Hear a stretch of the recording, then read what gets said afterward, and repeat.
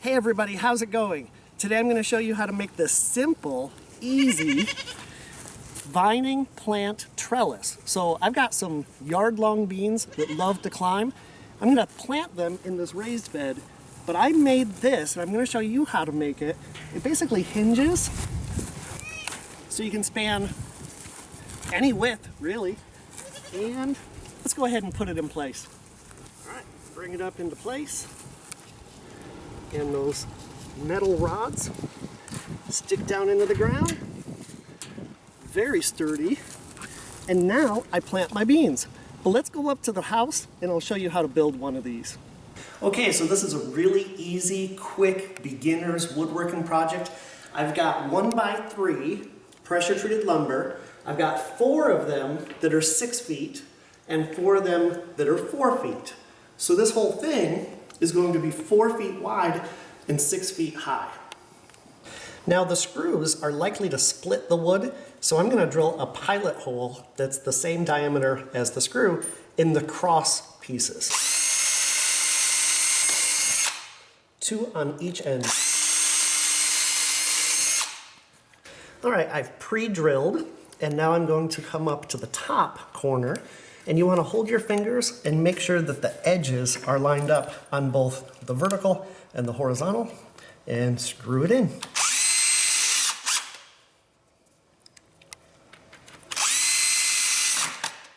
Okay, so this is the bottom edge, and I'm actually going to come up 1 foot and screw it in. Again, holding this edge flush with the other board below it.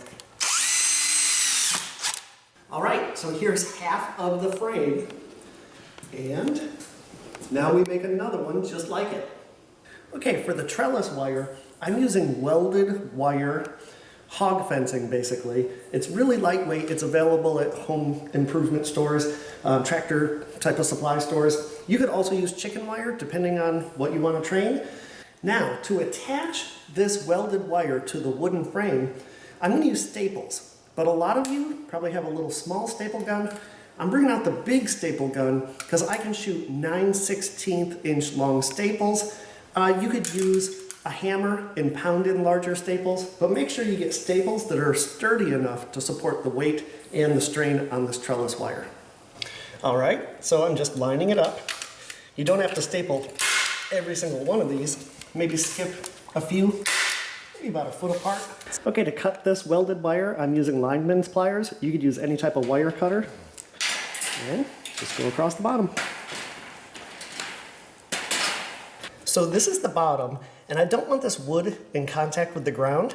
Now you could cut the wood into a point and then drive that into the ground, but I like to use rebar. Now this is 3/8 inch rebar, and this is a 4 foot piece. I'm gonna cut 1 foot lengths and then use some fence staples to staple it to this bottom.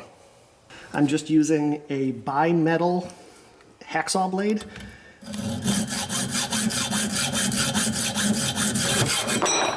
All right, doesn't have to be perfect. Now the idea is to attach this rebar so that about half of it goes into the ground, and I'm going to use these barbed 1.5 inch fence staples, but if I were to just pound this in, again, it could split the wood. So let me show you a little trick.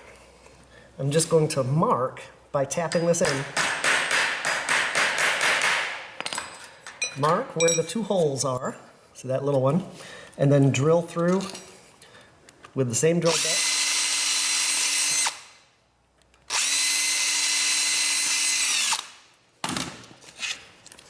And I've got this board underneath here because the staple is going to go through the entire width of this. So now those fit right in the holes. And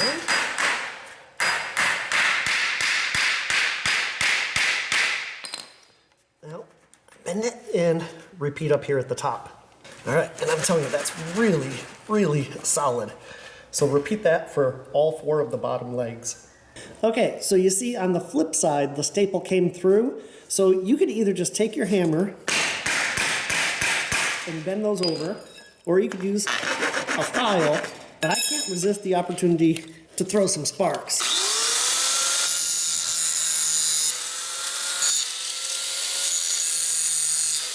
Almost finished. I've laid the 2 frames down, and now I'm going to use a hinge up here in the middle. So bring your 2 ends together. Give yourself a little space. This is a 3-inch hinge, and I'm going to actually have the barrel of the hinge go this way. And then I'm going to screw in. These are self-tapping screws. So that means that they're going to drill their own way in, so no need for pilot holes. And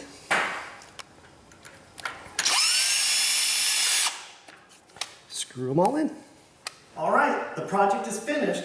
This whole thing took less than an hour, cost less than $20, and it'll last for years. So here's the big test of our hinges. There you go. And yeah, look at that. All right, I can go inside and pick the beans. All right, good luck with this project. I hope it helps.